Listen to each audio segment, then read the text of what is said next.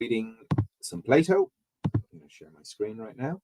I'm going to be reading Plato's Gorgias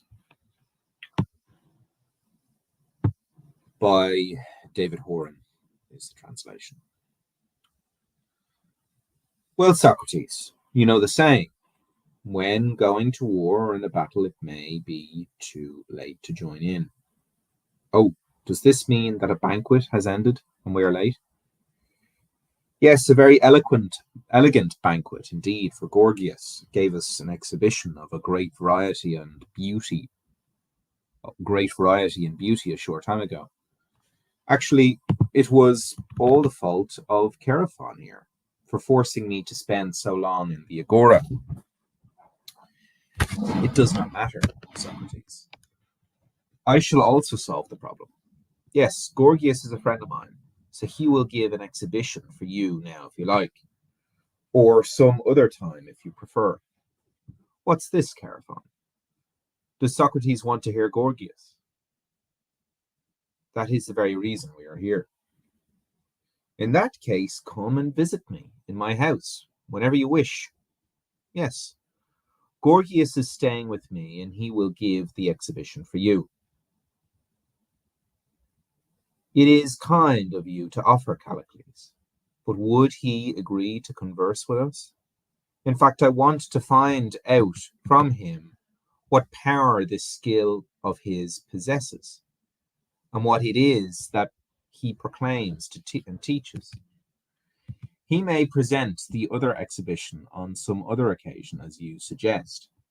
There is nothing like asking the man himself, Socrates. Actually, this was one part of his exhibition. For a moment ago, he called upon anyone who was inside to ask any question they wished. And he said that he would answer them all. That is wonderful news. You ask him, Chaerephon.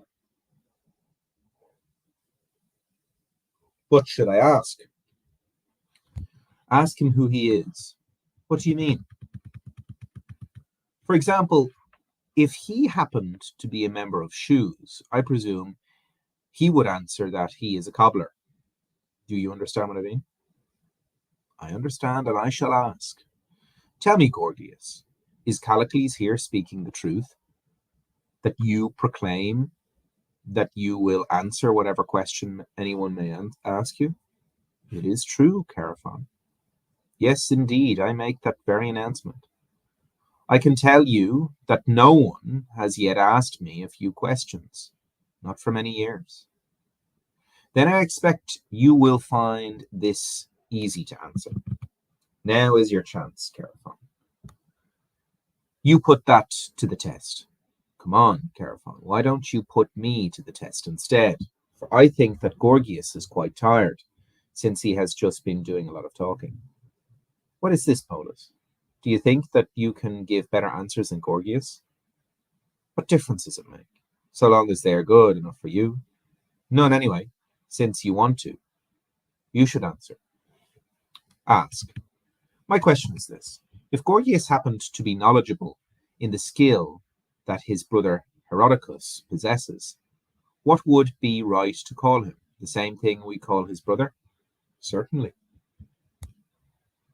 So, if we called him a physician, we would have described him accurately. Yes. And if he practiced the skill of Aristophon, the son of Aglaphon, or his brother, what would be right to call him? Obviously a painter. And now, what would be the correct title to give Gorgias, in view of the skill in which he is knowledgeable?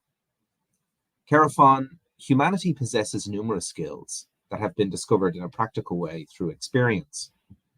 For practicality makes our time on earth proceed on the basis of skill, impracticality on the basis of chance. Various people partake of these particular skills in various ways, and the best partake of the best. And Gorgias here is one of the best, and he practices the most sublime skill of all. Gorgias, when it comes to speeches, Polus appears to have been equipped well and truly, and yet he is not keeping the promise he made to Chaerephon. What exactly do you mean, Socrates? He appears to me not to have answered the question at all. Then you should question him if you like to. If you yourself were willing to answer, I would much prefer to ask you, in fact. It is evident to me, from what Polus has said, that he has studied so-called rhetoric more than dialectic. Why is that, Socrates? Because Polus, when Chaerephon asked you what skill Gorgias knows, you praised this skill of his as if someone were criticizing it, but you did not give an answer as to what it is. Did I not answer that it is the most sublime skill? You did indeed, but nobody asked you what Gorgias' skill is like, but what it is, and what we should call Gorgias. Just as Chaerephon set out questions for you earlier, and you answered him clearly and concisely, so should you speak now, and say what this skill is, and what we should call Gorgias. Or better yet, Gorgias, tell us yourself what you should be called, and on account of your knowledge of what skill. The skill of rhetoric, Socrates. So you should be called a rhetorician. Yes, Socrates, but I'm a good one. If you are prepared to call me what, in Homer's phrase, I boast myself to be, I'm quite prepared to do so. Then call me that. And should we say that you are able to turn other people into rhetoricians? Yes, I profess to do just that. Not only here, but in other places too. Now, Gorgias, would you agree to continue our conversation as we are doing now? One person asking questions, the other answering, and defer to another occasion any lengthy speeches, such as the one with which Polus began. And be true to your promise. But please answer each question briefly. Well, Socrates, some answers demand that long speeches be made. However, I shall try anyway to be as brief as possible. And indeed, what is more, one of my claims is that no one can express himself as concisely as I on the same issues. That is what is needed, Gorgias. Just give me an exhibition of this concise form of speech and defer the lengthy form to another occasion. That is what I shall do. And you will say that you have heard no one speak more concisely. Come on then. You say that you are knowledgeable in the skill of rhetoric and can make a rhetorician of someone else. With which of the things that are is rhetoric concerned? For instance, weaving is concerned with the manufacturing of garments, isn't it? Yes. And isn't music concerned with composing melodies? Yes. By Hera, Gorgias, I'm delighted with these answers. You are answering as briefly as you possibly could. Yes, Socrates, I really think that I am doing quite well. Well said. Come now, answer me in the same way about rhetoric. About which of the things that are is rhetoric the knowledge? About speeches. What sort of speeches, Gorgias? Speeches that show sick people the regime by which they may become healthy. No. So rhetoric is not concerned with all speeches anyway. Of course not. And yet it does make people capable of speaking. Yes. And to understand what they are speaking about, inevitably. Now, does medicine, which we just mentioned, make someone capable of understanding and speaking about those who are ill? It must. So medicine, it seems, is also concerned with speeches. Yeah. Speeches concerning illness. Certainly. And isn't gymnastics also concerned with speeches about the good or bad condition of the body? Entirely so. And indeed, Gorgias, the same applies to the other skills. Each of them is concerned with speeches relating to the subject matter of that particular skill. So it appears. Then why don't you ever refer to the other skills as rhetorical, since they are concerned with speeches if in fact you call the skill that is concerned with speech as rhetoric. Because, Socrates, the other skills are almost entirely concerned with knowledge of practical dexterity and activities of that sort, whereas no aspect of rhetoric involves practical dexterity. Rather, its action and efficiency work entirely through words. For these reasons, I regard the skill of rhetoric as being concerned with speeches, and that, I say, is a correct account. Now, do I really understand the sort of skill that you wish to call it? But perhaps I shall come to know this more clearly. So answer me this.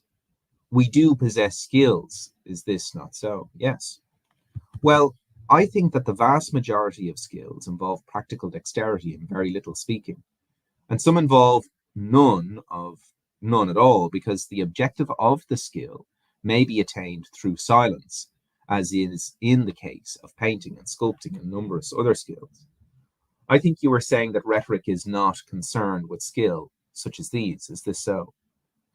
You have understood my meaning very well, Socrates. And yet there is a different set of skills that operate entirely through speech and require almost no action or very little. Take arithmetic, for instance, or calculation, geometry, or even drafts playing, and numerous other skills. Some of these involves almost as much speech as activity. But in many such cases, if not all, of their entire activity and their efficacy is based upon words. And I think it is a skill belonging to such activities as these that you say is rhetoric. True. But I do not think you wish to refer to any particular one of these skills as the skill of rhetoric, even though the formulation you used implies that a skill that is effected through words is rhetoric. Indeed, someone who wanted to contrive difficulties in these arguments might respond, so Gorgias, are you saying that arithmetic is rhetoric? But I do not think you are saying that either arithmetic or geometry is rhetoric. Indeed, Socrates, your thinking is correct, and you rightly understand my meaning. Come on now. You should also work through the answer to the question in the way that I asked it, since rhetoric happens to be one of those skills that relies, for the most part, upon speech, and since there are also other skills of this sort, try to state what words the efficacy of rhetoric is concerned with. Words about what, for instance? If someone were to ask me about any of the skills I mentioned just now, Socrates, what is the skill of arithmetic? I would tell him, as you just did now, that it is one of the skills that is affected by means of speech. And if he were to ask again, what speech about what, I would reply that it is speech about odd and even numbers, and the extent of each. And if he were to go on and ask, what skill do you refer to as calculation? I would say that it is one of the skills that is effective entirely through speech. And if he were also to ask about what, I would say, as the recorders in the assembly might say, that for the most part, calculation is just like arithmetic, for it is concerned with the same thing, the odd and the even. Yet they differ insofar as calculation considers the quantity associated with the odd and the even, both in relation to themselves and in relation to one another. And if someone asked about astronomy, because I said that it is effective entirely through speech, and said, what are the pronouncements of astronomy concerned with? I would reply that they deal with the motion of the stars and sun and moon and their speed relative to one another. Well, you were right to say all that anyway, Socrates. Then you should try this too, Gorgias. Rhetoric is one of those skills that operates and is effective through speech. Is this so?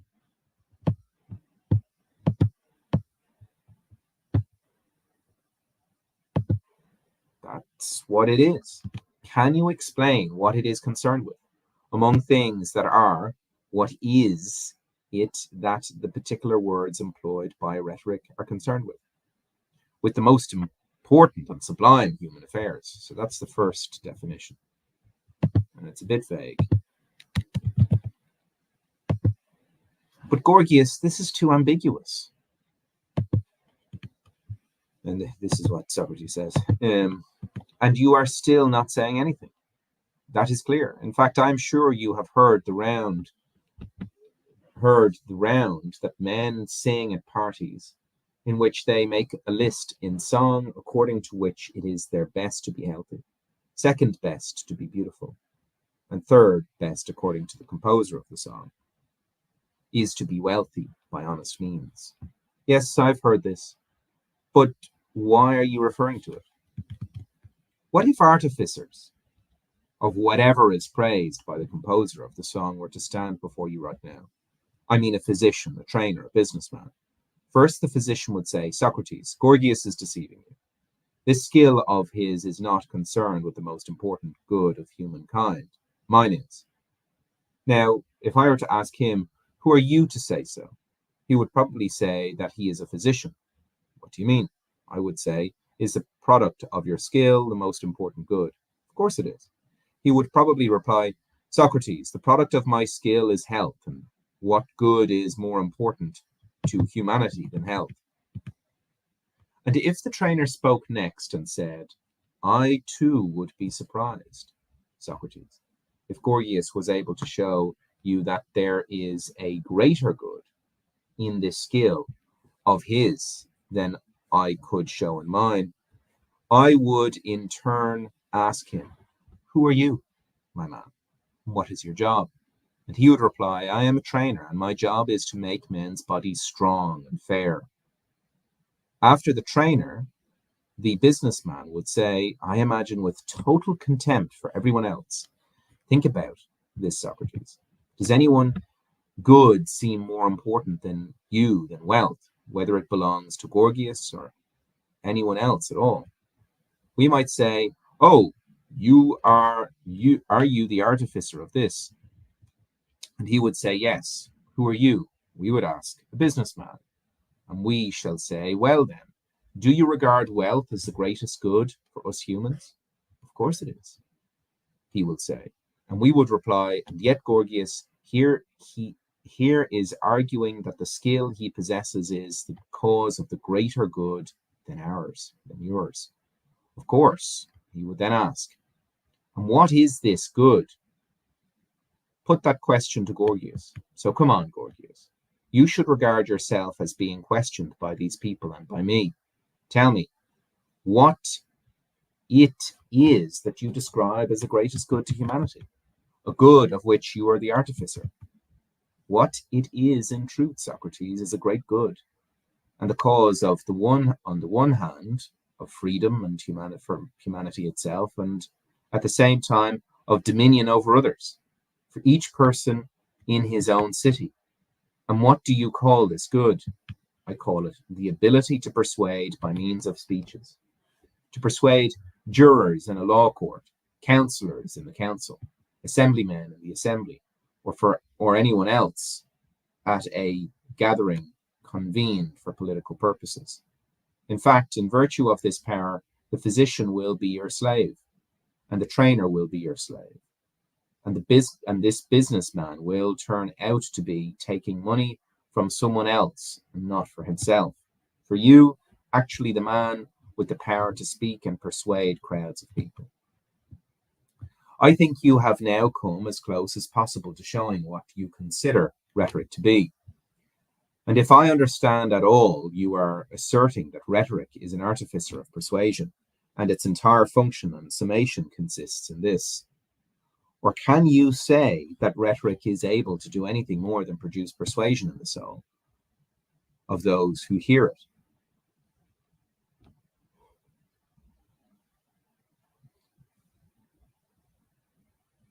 So here we have the definition.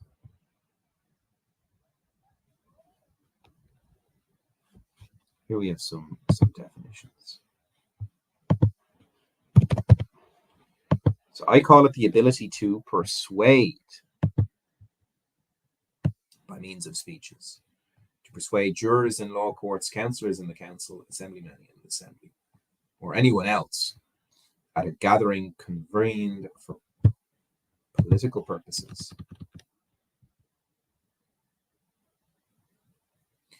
I think you have now come as close as possible to showing what you consider rhetoric to be. And if I understand it all, you are asserting that rhetoric is an artificer of persuasion, and its entire function and summation consists in this. Okay.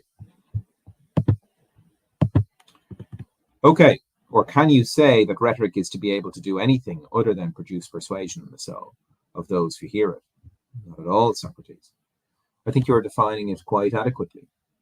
Yes, that is the summation of rhetoric. Listen, Gorgias, you need to appreciate something.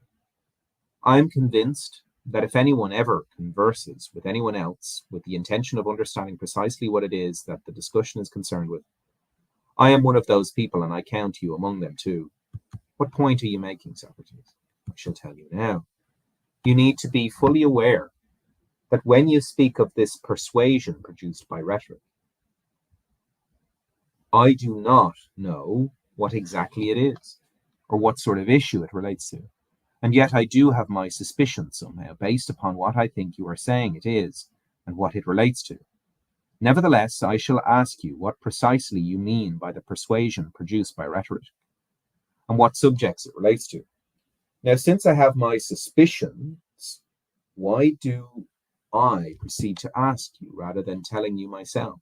Well, it is not for your sake, but for the sake of the argument, so that it may proceed in this way to render the issue we are discussing as evident to us as possible. You should consider whether you regard my questioning as justified. For instance, suppose I were to ask you what sort of painter Zeuxis is, and you were to reply that he painted animals. Wouldn't I be justified in asking what sort of animals he paints and where? Hardly so. And is the reason that there are other painters who paint numerous other animals? Yes. But if no one else besides Zeuxis did any painting, would your response have been as adequate? Of course. Come on then, and speak about rhetoric. Do you think that rhetoric alone produces persuasion, or do other skills do this too? So this is the dilemma. Is it just rhetoric, or is it more than rhetoric? I mean, does anyone who teaches any subject whatsoever engage in persuasion or not? He does, of course. He is more persuasive than anyone else. Let us talk again about the same skills we referred to a moment ago. Doesn't arithmetic and the person who is arithmetical teach us whatever relates to number? Entirely so. And doesn't he also persuade? Yes. So arithmetic is also an artificer of persuasion. So it appears. Therefore, if someone asks us what kind of persuasion it is and what it relates to, I presume we would answer him that it is instructive persuasion concerning the extent of the event and the odd. And for all the other skills we mentioned just now, we shall be able to show that they are artificers of persuasion. What sort it is and what it relates to. Is this so? Yes. So rhetoric is not the sole artificer of persuasion. That's true. Then since it is not the only skill that performs this function, but others do so too, we would be justified in questioning once more anyone who asserts this, just as we put a further question in relation to painting. Of what kind of persuasion is rhetoric a skill, and concerning what? Or don't you think it is right to ask this question once more? I do. Well, Gorgias, since that is what you think, you should answer the question. Socrates, I am referring to this sort of persuasion that occurs in courts of law and in other gatherings. As I said earlier, it concerns matters that are just and unjust. Yes, Gorgias. I suspect that this is what the sort of persuasion you meant, and that this is what its concern.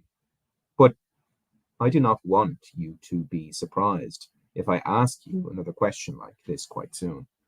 the sort of question that seems obvious, but which I repeat in any case.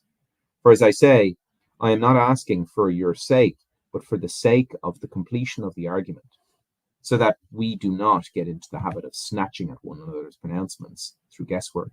Instead, you should come to your own conclusions in whatever manner you wish on the basis of the hypothesis. Yes, I think that's the right way to do it, Socrates. Come on then, let us consider this. Do you use the expression to have learned? I use it. And to have believed? I do. Now, do you think that to have learned and to have believed and learning and belief are the same thing? In my view, anyway, Socrates, they are different. Yes, you are right to think so. And you may confirm it as follows.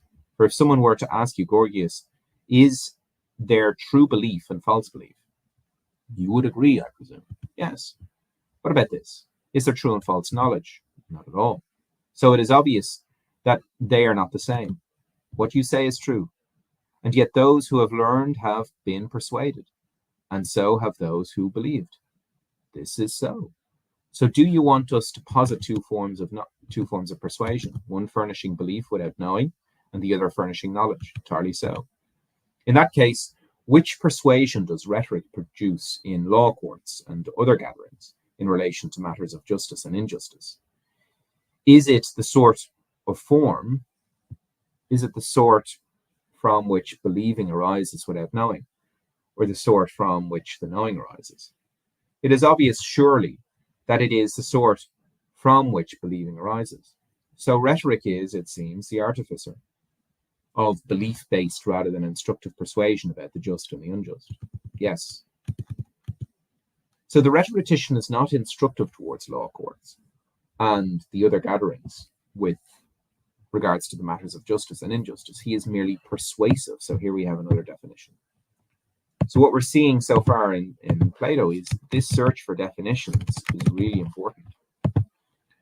For of course he would not be able to instruct a gathering of that sort in a limited time on such important matters. Of course not. Come on then, let us look at what precisely we are saying about rhetoric. For I myself am unable to understand as yet what I am saying. Whenever there is a meeting in the city about the selection of physicians or shipbuilders or some other category of artificers, that is not the occasion when the rhetorician will give advice, is it? For it is evident that in each of these selections the most skilled person should be selected, nor do they advise us when the subject is the construction of walls, or is the fitting of the harbours and dockyards. No, the architects advise us then, again, when there is deliberation about the selection of generals, or our formation against our enemies, or the capture of territories. It is military men who give advice then, and not the rhetoricians. Or how would you describe deliberation of this kind, Gorgias? Indeed, since you say that you are yourself a rhetorician and can make rhetoricians of others, it would be worthwhile to find out about the details of this skill from you. And you should regard me too as someone who is concerned for your interests. For there may be someone inside who wishes to become a pupil of yours. I notice some, quite a number actually, and they would probably be embarrassed to question you. So when you are being questioned by me, regard yourself as being questioned by them too. What will be ours, Gorgias, if we consort with you, and what affairs of the city hall we be enabled to advise? Is it only about what is just and unjust, or also about the topics Socrates mentioned a moment ago? Now try to respond to them. Well, Socrates, I shall try to reveal. Let's see. Okay, so we're going to finish up soon. We'll probably finish here. Well, Socrates, I shall try to reveal the entire power of rhetoric to you in a clear manner. You lead the way very nicely yourself, for you know, of course, that those dockyards and the walls of Athens and the fitting out of the harbour owe their origin to the advice of Themistocles, and the others to the advice of Pericles, but not to the advice of artificers. Yes, Gorgias, that is what they say about Themistocles, and I heard Pericles myself when he advised, fuss about the middle wall. And whenever there is a decision of the kind you just mentioned now, you see that the rhetoricians are those who give advice and whose opinions prevail on these matters. Yet these are the issues I wonder about, and for some time I have been asking what precisely the power of rhetoric is. But when I consider it in this way, its greatness appears to me as something supernatural. Okay, I shall see you next time. So we're stopping at 456b.